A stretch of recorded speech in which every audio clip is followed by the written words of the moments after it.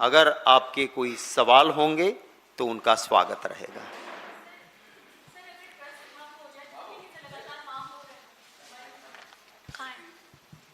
हाँ जी सर, जैसे कल अशोक गहलोत ने भी मांग की कि ट्रस्ट को भंग कर देना चाहिए, आज आप भी ये मांग उठा रहे, तो आगे चल के आपको नहीं लग रहा कि ट्रस्ट के भंग होने से आगे चल के और परेशानी होगी अगर गवर्नमेंट इसमें इंक्लूड होती है, पावर में आती है ट्रस्ट वगैरह को लेकर? नहीं, इसलिए मैंने कहा कि ट्रस्ट का भंग करके सभी शंकराचार्य जी महाराज, एक सुप्रीम कोर्ट के रिटायर्ड न्यायाधीश, निर्मोही अखाड़ा के प्रतिनिधि और शंकराचार्य जी महाराजों को जो लगता है कि ऐसे ऐसे साधु संतों को अंदर होना चाहिए, ऐसा एक ट्रस्ट बन जाए तुरंत, सरकार ना ले।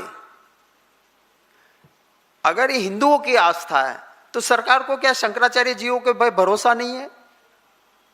एक रिटायर्ड सुप्रीम कोर्ट का जज भी रहेगा उसमें, उसके अंदर निर्मोही अखाड़ा भी रहेगा और शंकराचार्य जी महाराज देश के साधु संतों में से कहेंगे कि 3 या 4 साधु संत भी रहेंगे, उनका ट्रस्ट बन जाएगा, वो ट्रस्ट देखेगा, सरकार नहीं। ये मोहित भाई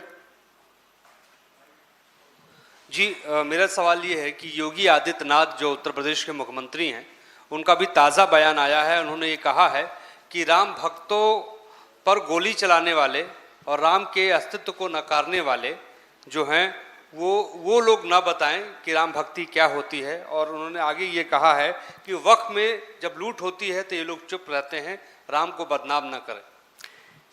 बदनाम भगवान कब होते हैं?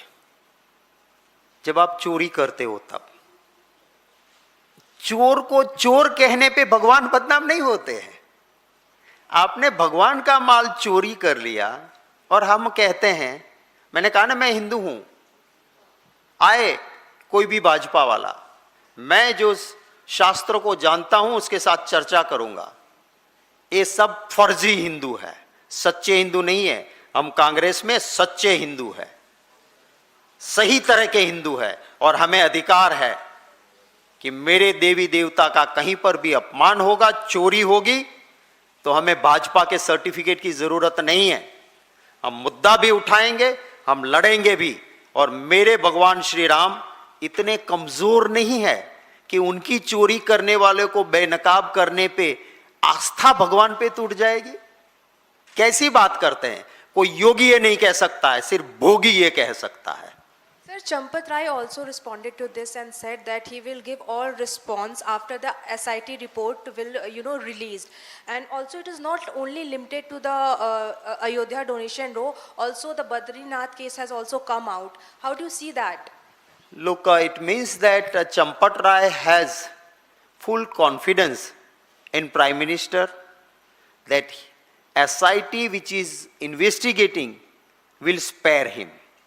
And because of that, his confidence is saying this, that I will wait till the report comes. So he has a confidence, and that's why we are demanding that SIT will be under pressure, under political pressure. So instead of SIT, under the supervision of the Supreme Court, either CBI or a SIT which should be constituted by the Supreme Court, and that shall investigate. If that investigation is there, then Champat Rai will remain behind bars till his last breath.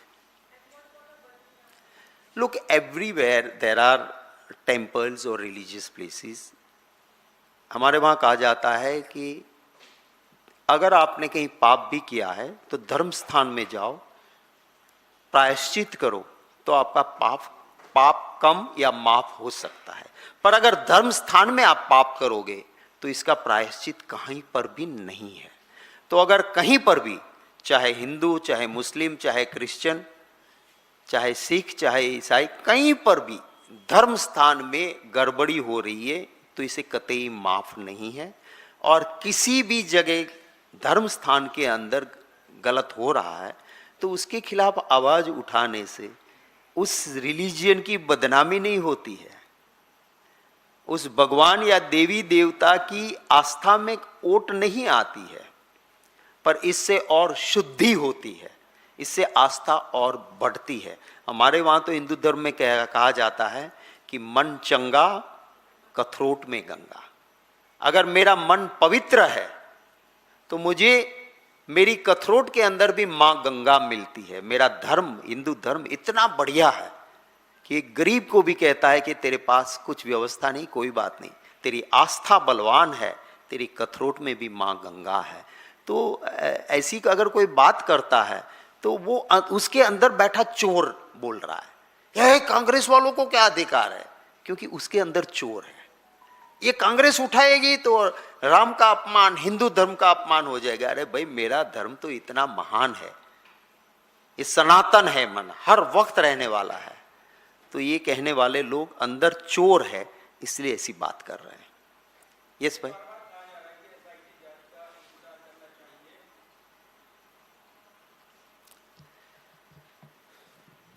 Hello शक्ति जी, ये बार बार कहा जा रहा है कि जो जांच हो रही है एसआईटी जांच का इंतजार करना चाहिए और इसके तथ्य वो सामने आ रहे हैं पूरे पारदर्शी तरीके से। दूसरा, आपने सीबीआई जांच की जो बात कही है, सीबीआई जांच मैंने कहा सुप्रीम कोर्ट मॉनिटर्ड जांच। नहीं, सीबीआई जांच की भी बात की है हाँ, आपने। सुप्रीम कोर्ट मॉनिटर्ड सीबीआई, मैंने नहीं कहा सीबीआई सिर्फ। हाँ। Supreme Court monitored either SIT constituted by Supreme Court और CBI, but that shall be monitored by the Supreme Court. तो अब तक तो केंद्रीय एजेंसियों पर सवाल उठाते रहे आप। तो इसलिए तो हम सीबीआई से नहीं मांग कर रहे हैं, हम कह रहे हैं कि सुप्रीम कोर्ट मॉनिटर्ड, और सुप्रीम कोर्ट एसआईटी बनाए या हम इसलिए विश्वास नहीं कर रहे हैं क्योंकि प्रधानमंत्री का अपना पसंदीदा आदमी उधर बिठाए गए हैं, तो उसकी जांच कैसे होगी? मैं ही चोर, मैं ही पुलिस, मैं ही कोतवाल, ऐसा खेल चल रहा है। और इसीलिए कह रहे हैं कि वेट कीजिए टिल एसआईटी रिपोर्ट। गोहिल साहब, ये जो बैठक हुई ट्रस्ट की उसमें ओवरहॉल का ऐलान किया गया और कृष्ण मोहन जो आरएसएस के मेंबर हैं उनको अंतरिम जनरल सेक्रेटरी बनाया गया। तो मैं बड़ा इस पे सवाल आपसे पूछ रही हूँ क्योंकि आपके ही कई सहयोगी आरएसएस की फंडिंग और आरएसएस के जो चंदा कलेक्शन है उस पे सवाल खड़ा करते रहे कि क्यों आरएसएस सार्वजनिक नहीं करती कि उसको कहाँ से फंड्स मिल रहे हैं और उसका क्या खर्चा है। तो क्या आपको लगता है ये तार आरएसएस तक जुड़ते हैं? और जिस तरह से आप कह रहे हैं कि ये इनमें और लोग संलिप्त हो सकते हैं, तो क्या आप भी उससे सहमत हैं कि आरएसएस को डिस्क्लोज करना चाहिए अपने अकाउंट्स? पारदर्शिता हर क्षेत्र में होनी चाहिए, पवित्रता भी होनी चाहिए। यहाँ पे न पारदर्शिता है न पवित्रता है। अगर बड़े लोग, उस विचारधारा के लोग अगर शासन में नहीं होते तो क्या चंपट राय जैसे या दूसरे ऐसे लोग बैठते? अभी भी ये क्या करना चाहते हैं कि एक को हटा के, हमारे वहाँ गुजराती में एक कहावत है, बकरू काटता ऊंट पैठू। इस मीन्स कि आप अगर बकरी को निकाल रहे हो तो उसकी जगह ऊंट आ रहा है, बड़ा नुकसान देने वाला आ रहा है, छोटा नुकसान छोड़ के।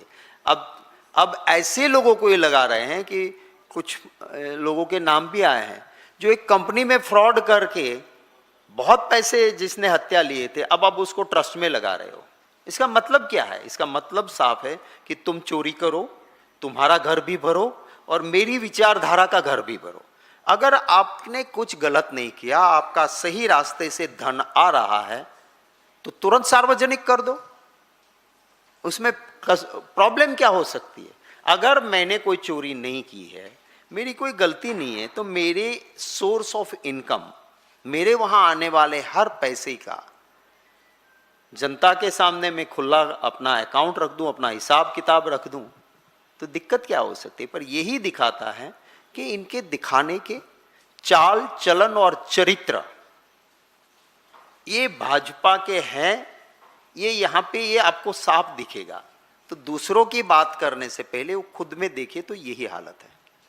शक्ति जी, अब तक जो विपक्ष द्वारा जो आरोप लगाया गया उसका अपेक्षित न जवाब मिला न परिणाम। आपको लगता है जांच एजेंसियों ने सही कार्रवाई नहीं की? दूसरा सवाल है, क्या कांग्रेस इस विषय पर संसद या किसी अन्य संवैधानिक मंच पे इसे उठाएगी? देखिए, सबसे बड़ी अदालत होती है पॉलिटिकल पार्टी के लिए जनता की अदालत। हम जनता की अदालत में मुद्दे रख रहे हैं और ये सबसे बड़ी अदालत है। हर ऐसी जगह जहाँ पे मेरी शिष्ट नेतृत्व को लगेगा कि न्याय के लिए यहाँ आवाज़ उठानी है, वहाँ हम ज़रूर उठाते रहेंगे। लोगों के बीच भी ये बात जाए ज़रूरी है, क्योंकि वरना ऐसे चोर चंपट राय को निकाल के दूसरे ऐसे ही उससे बड़े चोर को बिठाएंगे, तो इससे ना धर्म का भला है ना देश का भला है। सिर्फ अगर घर भरता है तो भाजपा के नेताओं का, उनकी विचारधारा और उनकी सोच के लोगों का घर भरता है, और भगवान के नाम पे ये चोरी चल रही है। आप गुजरात से आते हैं और गृह मंत्री भी गुजरात से हैं, प्रधानमंत्री भी गुजरात से हैं, और हमेशा देखा है प्रधानमंत्री वोकल रहते हैं चीज़ों पर, हर विषय पर बात करते हैं, लेकिन अब तक ना प्रधानमंत्री की तरफ से ना ही गृह मंत्री की तरफ से इस मामले में कोई बयान आया है। इसको किस तरीके से देखते हैं आप? और वहीं अखिलेश यादव भी बार बार कह रहे हैं कि ये लड़ाई दिल्ली और लखनऊ के बीच है, जो चीज़ें परतें सामने आ रही हैं और भी चीज़ें इसके अंदर और निकल के आएंगी सामने। देखिए सिद्धार्थ भाई, पहले सवाल जो आपका है कि प्रधानमंत्री जी चुप क्यों हैं, मैंने अभी अटल बिहारी वाजपेयी जी की एक वीडियो दिखाई, शायद आप आए उससे पहले। तो उस वीडियो में वो कहते हैं, मैं नहीं कहता हूँ, मैं किसी को कुत्ता नहीं कहता हूँ, वो कहते हैं कि अगर पहरेदार कुत्ता चुप रहता है तो समझ लो वो चोर को जानता है, चोर से मिला हुआ है। प्रधानमंत्री जी चुप रहते हैं, इसका मतलब क्या हुआ? चंपट राय को किसकी पसंद थी? प्रधानमंत्री जी की खुद की पसंद थी, उनको लेके आए। हाँ, मोदी जी को मैं जानता हूं, वो उनके लिए ना हिंदुत्व, ना आइडियोलॉजी, ना शख्स, ना पक्ष, वो खुद के हैं। उसको लगेगा कि हाँ, अगर योगी जी को खत्म करने से भी फायदा है। उनको लग रहा था कि छत्तीसगढ़ का भाजपा का मुख्यमंत्री पहले जो थे रमन सिंह, वो थ्रेट बन सकते हैं, काट दो उसको। उसको लगता था मध्य प्रदेश का हमारा मुख्यमंत्री भाजपा का, उसका कद बड़ा हो रहा है, मेरे लिए कल थ्रेट बन सकता है, उसको काट के सेंट्रल में ले आओ ताकि ना रहे। वसुंधरा राजे जी पॉपुलर है, वोकल है, भाजपा की मुख्यमंत्री है राजस्थान में, कल को मेरे लिए थ्रेट बन सकती है, खत्म करो उसको वहां से मुख्यमंत्री के पद से। तो अभी लगेगा कि राजनाथ सिंह थ्रेट बन सकते, तो उसके बेटे के खिलाफ एफआईआर करवा दो, सच्ची या झूठी, दबा दो उनको। गडकरी जी को बेटे के नाम पे, इथेनॉल के नाम पे कुछ करके दबाओ उसको। तो सिर्फ बाहर के लोगों को, विरोधियों को दबाओ, वो तो करते ही हैं, वो हद से बाहर करते हैं, पर अंदर के लोगों को भी गले से पकड़ के रखते हैं, नीचे रहो। और उसमें दिमाग मोदी जी का, ऑपरेशनल हैंड अमित शाह जी। तो ये हमारे अर्जुन मोढवाडिया जी अभी मिनिस्टर गुजरात में भाजपा के बन गए, उन्होंने गुजरात में एक स्लोगन दिया था कि ये रंगा बिल्ला की जोड़ी है। तो ये दोनों मिलके ये करते हैं। तो आपका जो सवाल है, इतिहास में आगे आने वाले दिनों में उसका जवाब भी जरूर बाहर निकलेगा। Thank you very much, thank you.